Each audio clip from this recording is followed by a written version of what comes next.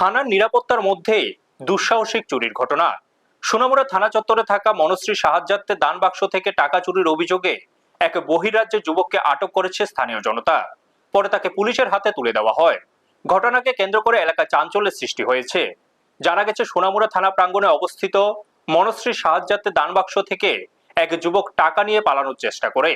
বিষয়টি স্থানীয়দের নজরে আসতেই তারা ধাওয়া করে মেলাঘর রাজঘাট এলাকায় ওই যুবককে আটক করেন। পরে খবর পেয়ে পুলিশ ঘটনাস্থলে পৌঁছে অভিযুক্তকে নিজেদের হেফাজতে নেয়।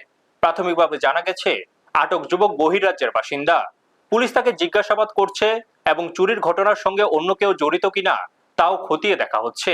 থানা চত্বরে থাকা মন্দিরের দান বাক্স থেকে চুরির ঘটনায় স্থানীয়দের মধ্যে ক্ষোভ ও চাঞ্চল্যের সৃষ্টি হয়েছে। ঘটনার তদন্ত শুরু করেছে পুলিশ। ব্যুরো রিপোর্ট, নিউজ তৎকাল 24। তো ভাই ভাই আমরা রকম ভাই। কি নাম তোমার? রকম। বাড়ি কোনো? বাড়ি কলকাতা ভাই। তো এখানে কি এরাইছো? এনে থাকি তো, সোনামুড়া তো আসলে থাকতেই 24 বছর ভাই। মানুষ কি কারণে আটকাছে তোমার এখানে? ওই ভুল করছি, ভুলের কারণে ভাই। ভুল বলতে? হ্যাঁ, আবুটি আলিছে, এই জন্য ভুল করছি। আবুর টাকা কি ঘরে লইছো? না, থানার থেকে। আবুর টাকা মানে মনুষ্য টাকা, সুন্দর করে টাকা, মনুষ্য টাকা দিয়ে দাও। রাস্তা রাস্তা মালা টালা কি কি বিক্রি করে। সোনামুড়া থানার মধ্যে লেগা টাকার বাক্স বসানো হয়েছে।